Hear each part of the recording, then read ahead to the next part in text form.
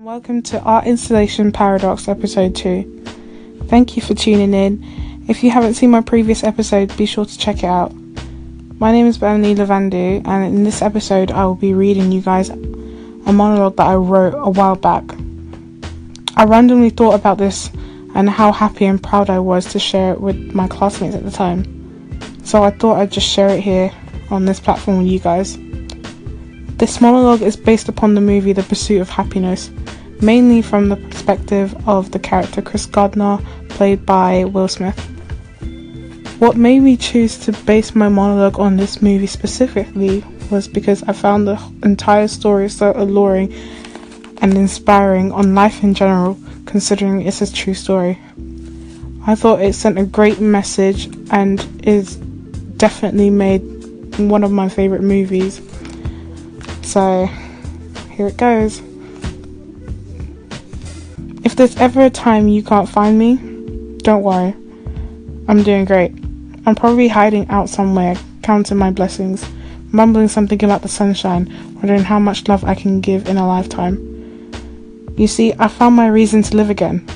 My son. Moreover, he has me negotiating the amount of father time I have with God. You're a good papa, you're a good papa.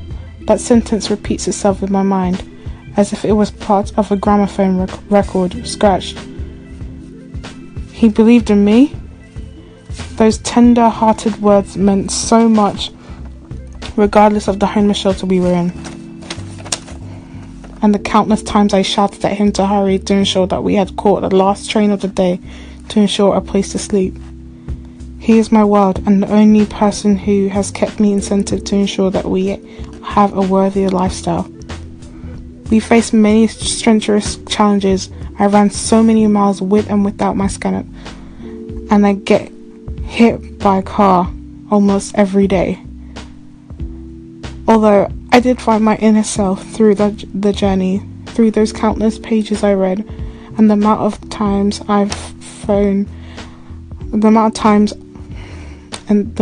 the phone numbers I dialed just to earn a worthier place as a stockbroker and have eternal happiness with my son. You see, when you're young and even when you start to grow up, the world will constantly embed images of what life should be like and what it should be about. These images, money, a large house, an attractive car, all luxuries of life. When you're not at that stage of life, you start to want the things others have. You start to idolize them. The secret to success is the resplendent mechanism. It is no longer a secret if you can speak its language. Whatever you believe in, stick by it and have a great reason as to why. Because at times your beliefs will be challenged by others and yourself. You have no excuse. You have no excuse not to take the time to work hard and get to know yourself, because you matter. And no, I didn't say you mattered because I wanted you to go on some emotional roller coaster or give you some kind of inner self-flaunt medication. No, the reason why I told you that you matter is because you'll never have what you truly desire or what you've dreamt of until you stop procrastinating and follow your true life purpose.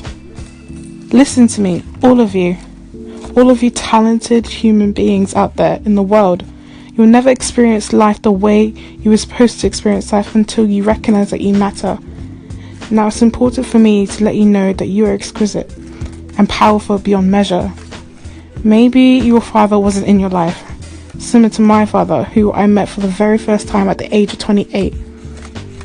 Therefore, you've never had someone look at you in your eyes and in your inner soul and tell you that you are stunning and powerful. I remember struggling, and I remember being inadequate to pay my rent. I remember reaching my breaking point when I thought my son and I were going to be just fine until the government had taken money from my bank for tax, a total of $600, and left me to provide for Christopher with only $20.06. I was broke, yes again, no surprise. I remember having to deceive Christopher and his amazing imagination, and having to think that in order to be safe from the dinosaurs, we had to find shelter in the subway toilet because we were homeless. Therefore, I beg of you all, to do what you've been born to do, called to do, because no one can do it like you. Nobody can write the way you do, draw, or love the way you do. I cherish my son, and nobody can give him the amount of love to him as I do. You have no excuse. Find a tactic to be above everyone, as I did in my office. I lost 4 hours because of my duty to Christopher. However, that did not stop me. I never placed the phone down, and I never drank water throughout the day to prevent me from going to use the toilet. Wise of me, don't you think so? When you know within yourself that there's something you want to do, never give up. I believe we are all created with a purpose. Look at your life right now. Reflect on it. I am not what happened to me. I am what I choose to become. Let those words sink in. They come from a man who lived and fantasized a life with no stress. Just the other day, I decided to go on the roof of my new workplace and explore the view. I was thinking about how beautiful the view was, but also how scary it was. I think being successful is like that too. Being at the top must feel amazing, and I reckon it feels quite nerve-wracking at times as well. Have a think about it. More success means more responsibilities, and anything is possible. But have you ever been somewhere so high that you had some weird urge to jump off? For someone victorious and successful, there's always pressure to stay on top. I wonder if the pressure ever gets so strong that they just get that urge to jump off. Failure is an inevitable and frightening thing, but so is success. Ever thought about that? Positivity is the key and the secret to success. Without it, you have no way to move. You have no way to move forward. Stay resilient and never let anyone tell you that you can't do something. Continue this way and your dreams will come and rescue you. You have no excuse. Imagine that your life is just one big plain canvas and only you can paint it however you desire. There is no right or wrong, just creativity. Happiness to me includes providing a better life for my son and I. I trust you, Papa.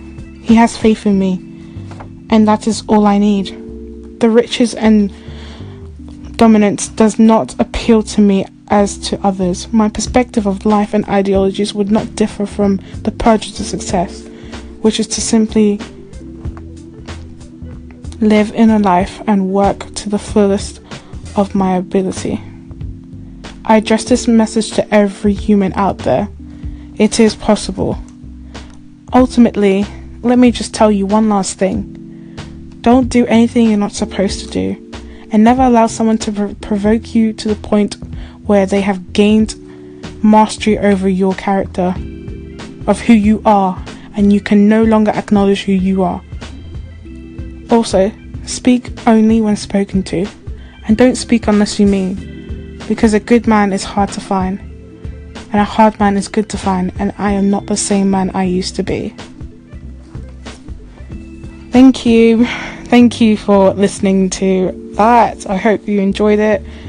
I think my next monologue is probably going to be based upon another movie, probably one of my favorites. I'll try and think about it.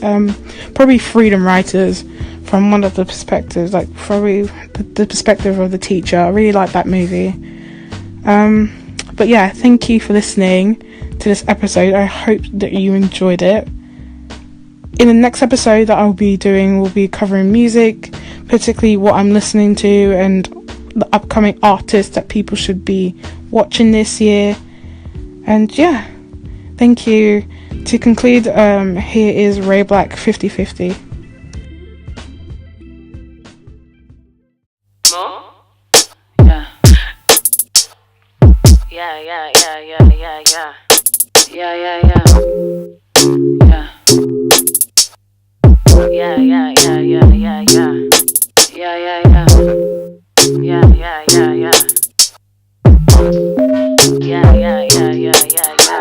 Love me, say that you love me. Call me, you never do.